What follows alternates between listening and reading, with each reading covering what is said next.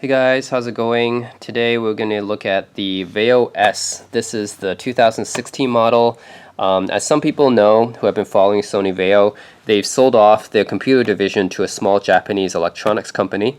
And now that company is still making Vaio notebooks, Vaio laptops, but only for the high end. So they don't make any cheap laptops anymore. This one cost about $1,000 and goes up all the way to over $2,000 for the Vaio Z models, but for the S models, which is this one, they go up to $1,400. So it's definitely not definitely not like a budget notebook or something. Vaio, the company, now focuses on the premium market, the business market, I guess. Okay, so here's what it came with when I opened up the box. Pretty nice materials, actually. You have a very nice cleaning cloth here for the notebook, nice cleaning cloth, and then inside you have, of course, the instruction manuals. Right here, startup guide, safety guide, okay, that's all standard. Then you have this nice personalized card here. It says, craftsmanship from Azumino, Japan. And this company, the new Vaio company, which is not Sony, is a very small company, about 200 employees, and they make a really commitment to focus on quality.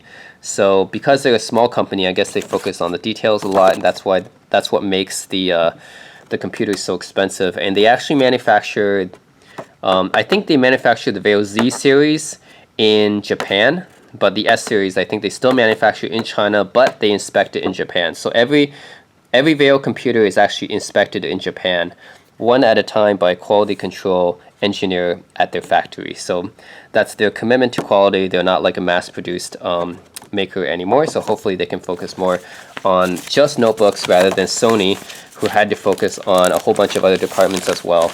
And Sony Vaio, if some people don't know, is actually a very innovative brand because they introduced the first notebook with a webcam, the first notebook with switchable graphics, the first notebook with an LED backlit display, the first notebook with chiclet keyboards. So yeah, that's they actually have a very great legacy of innovation behind them. Okay, so this is the Vaio S. Comes with this. I got the very top end Vaio S model, which is $1,400. Came with the full 1080p Full HD display. It came with Windows 10 Pro, 256 gig SSD PCIe, by the way, which is really fast. And it came with a Core i7 6500U. It is ultra low voltage, but it still is an i7, so it's not like going to be like a weak processor or anything. It's still going to be pretty fast, good for your daily needs. Doesn't have dedicated graphics, so don't think about gaming on this, but this is meant to be a business notebook, so you're not expected to be doing heavy gaming on this. Okay, so what do I think about this notebook? I used it for a few days so far, and I really like it so far. I think the build quality is pretty good. This is a magnesium alloy, by the way. Magnesium alloy. What makes this notebook really cool is that it's so light. This notebook feels as light as a tablet, and the weight is actually 1 kilogram, which is about 2.3 pounds, and that's about as heavy as a heavy tablet, I guess. I mean, it's not really as light as a Surface Pro or something, or iPad Air, but then again, it does have a keyboard on it, so you have to keep that in mind. That does have a keyboard, but this is still one of the lightest notebooks you can get on the market right now. I believe the only notebooks lighter than 1 kilogram are the Lenovo Levi, which is only 800 grams, and the LG Gram, which is very similar weight to this. So you aren't going to get really much lighter than that in terms of a full notebook. So this is one of the lightest notebooks you can get on the market. Only 1 kilogram or 2.3 pounds. It's extremely light, and they make it really light without compromising the quality on it, because it's still very durable. And they conducted several tests on this, dropping it from a far height or something like that. You can see it. The tests they perform on this on the Vaio Facebook page. They actually make this pretty durable. So I like that about it. And nice backlit keyboard here. Keyboards, I like the travel on this. This one, I mean, it's not quite as good as a ThinkPad keyboard, but it's very close. The keys have good amount of travel. They're very responsive. I really like the keyboard in this. It's awesome. Love typing on it. Yeah, it's pretty good. Very no flex at all. Just very good quality, good travel keyboards. Very great to type on. All right, and touchpad touchpad is okay. I actually prefer having dedicated left and right click buttons because I've been using my ThinkPad for a long time, which had the one trackpad also doing the clicking, and it just registers some misclicks a lot. So I preferred having this kind of having dedicated buttons so I don't misclick. So I like that about it. This is the Core i7 model. So it's a 6500 2.5 gigahertz, I believe, dual core. So it should be still pretty good. It's not like a quad core full 28 watt processor or anything, but for an Ultrabook standards, it is pretty good. How thin is this? This is about what is this? Like 0.7 inches or something, 0.6, 0.7 inches, pretty thin. Yeah, it's definitely as on par with like a MacBook Air or something. Yeah, it's pretty thin. Here are the ports. You have a AC adapter here, fan, 2 USB ports, nothing on the front. The side here you have SD card slot, headphone jack, another USB, 3 in total, HDMI, a full-size Ethernet port, which I'm really surprised by and pleased by, and this full-size VGA port, which is really, really nice. That also makes this stand out from other Ultrabooks, because most Ultrabooks do not have a full-size Ethernet or a full-size VGA. This one has both. And in terms of ports that it doesn't have, I'm a little bit disappointed. It doesn't have DisplayPort, it doesn't have mini DisplayPort or Thunderbolt or USB-C, so it doesn't have those kind of ports. Being a business notebook, it doesn't have its failures as a business notebook. It doesn't have TPM, Trusted Platform Module, for those of you who care about that. It doesn't have any smart card reader. It doesn't have a SIM card slot for mobile, for WWAN. But then again, you can use your smartphone as a hotspot anyways, so it's not that necessary anymore. No fingerprint reader too. So those are just nice to haves.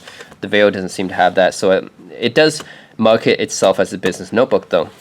So yeah, but the quality does seem like a business notebook. I mean, yeah, it definitely feels like a business notebook from the craftsmanship perspective. So I like that. And display seems to be pretty good. Viewing angles are pretty good, although I can't give you guys exactly the sRGB or anything on this.